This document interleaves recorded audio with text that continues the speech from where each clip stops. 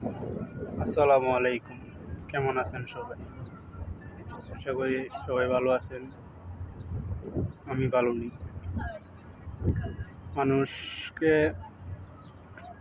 বিশ্বাস করেছি বারবার, ঠকেছিও বারবার।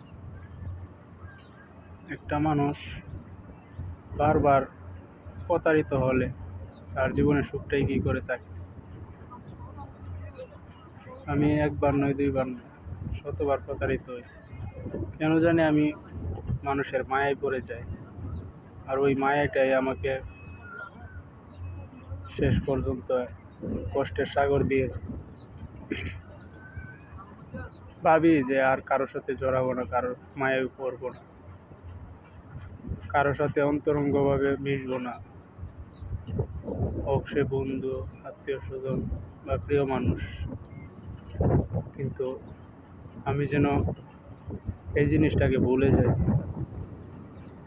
কিছুতেই আমি মানুষের মায়া থেকে দূরে যেতে পারি না। অল্প সময়ে মানুষকে আমি অনেকটা বিশ্বাস করে ফেলি, যার কারণে সবসময় আমি প্রতারিত হই, কষ্ট পাই। এই জীবনটা আমার কষ্টে কষ্টে কেটে যাচ্ছে।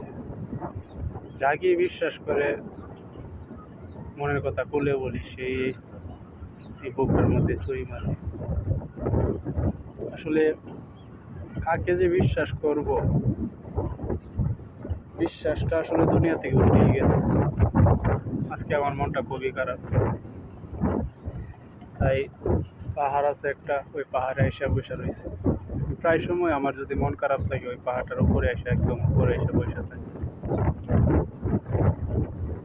ওখানে আসা বসে থাকলে নিশ্চুপ মনটা কিছুটা হালকা হয়। এই যে দেখেন আমার পিছনে মক্কা হেরামের ঘুড়ি দেখা যাইতেছে।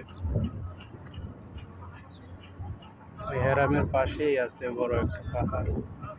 ওই পাহাড়ের চূড়ায় উঠে বসে থাকে আর ভাবি এই মুক্ত আকাশের দিকে তাকিয়ে এটাই চিন্তা করি, মানুষ কেন এতটা স্বার্থপর হয়?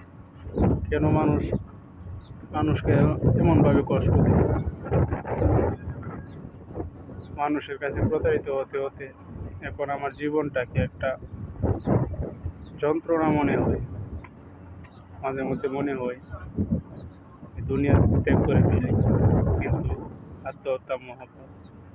শুধু এই কথাটা চিন্তা করে বেঁচে আছে।